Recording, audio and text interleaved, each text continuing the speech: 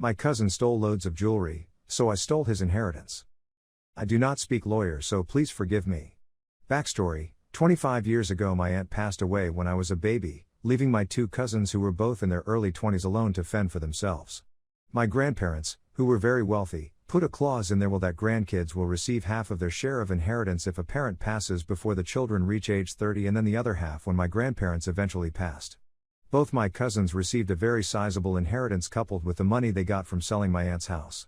The younger of the two paid off her college loans and was able to buy property. She still lives on the same plot of land. The older sibling blew all of his money. Straight out of a book of the Bible, within 6 years, he was back to living in a condo working as a police officer. Everyone in our small family knew he had a substance issue, so he was barely making ends meet with his officer's salary and buying copious amounts of drugs. The next 4 years my cousin went to rehab 3 times, sponsored by my grandparents. He sobered up after getting his girlfriend, now wife, pregnant. Absolutely wretched woman. She saw my grandparents as payday and essentially baby-trapped my cousin, thinking it was her ticket. Within 7 years they had 3 kids, so she is locked in tight. She's a nurse, and with 3 kids around they always needed a little boost. Guess who they would always ask? You got it, my grandparents. Being the kind spirits they are, they always lended a hand. My father, mother, sister and I got sick of it very quickly. My grandmother unfortunately passed away when I was 17, leaving my grandpa as the last remaining. I was undoubtedly my grandfather's favorite among the grandkids, which left a real sore spot in the mouth of my cousin and his wife. I had 2 more years at home before college, so I lived with my grandpa to keep him company and help take care of him. My cousin and his wife hated this, so much so that whenever they came to visit and I was not home, they would send their 3 gremlins into my room to destroy it. My room had double doors so it couldn't be locked. This was the start. The longer I lived there, the more they would mess with me. My cousin even went as far to place one of those little mechanical noisemakers in the cabinet in my room, the ones that play sounds at random intervals that make you think you're insane. Thankfully my German Shepherd would always hear it, and after a week or so she finally found it.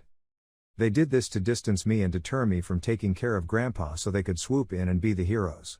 This continued until one of the kids found my gun.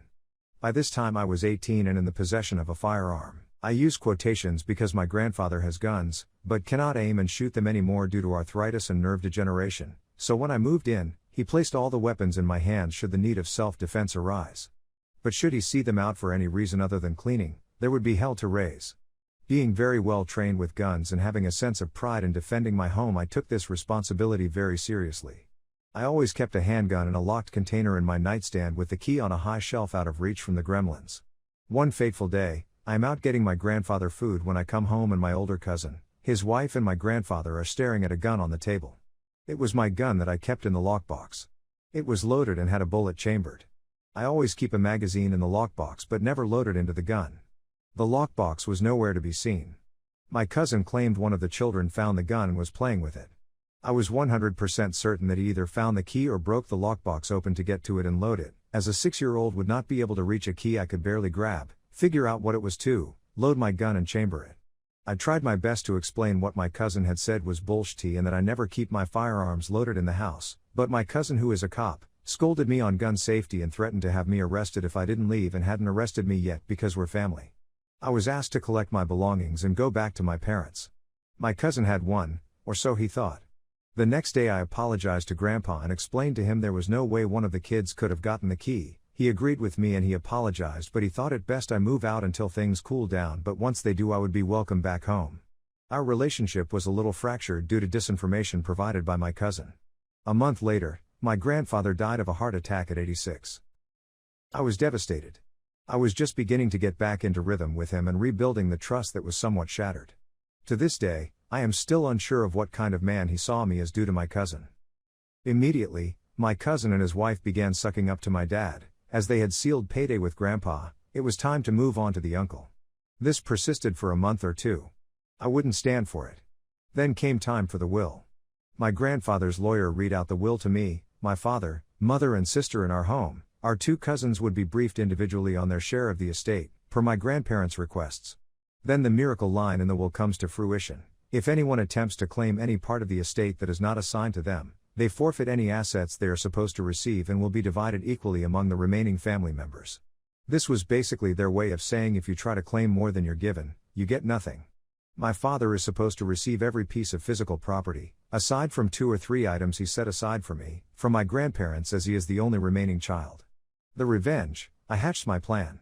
I called my cousin and told him all of Grandma's jewelry was to be donated to a charity auction. Grandma's collection of gems and metals was extensive to say the least, so a charity event wouldn't care if a few pieces didn't make it right.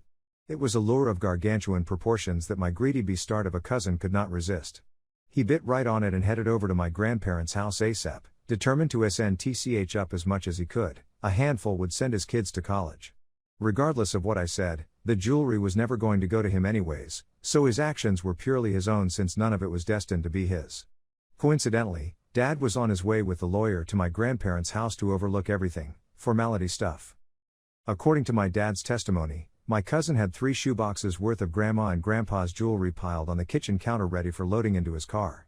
My dad and the lawyer stood in the kitchen wondering why it was all there when my cousin walks in from my grandparents' bedroom with a 4th and final shoebox.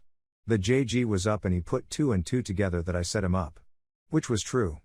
But there was no penalty against me for exploiting my cousin's greed, so he would FCK himself over.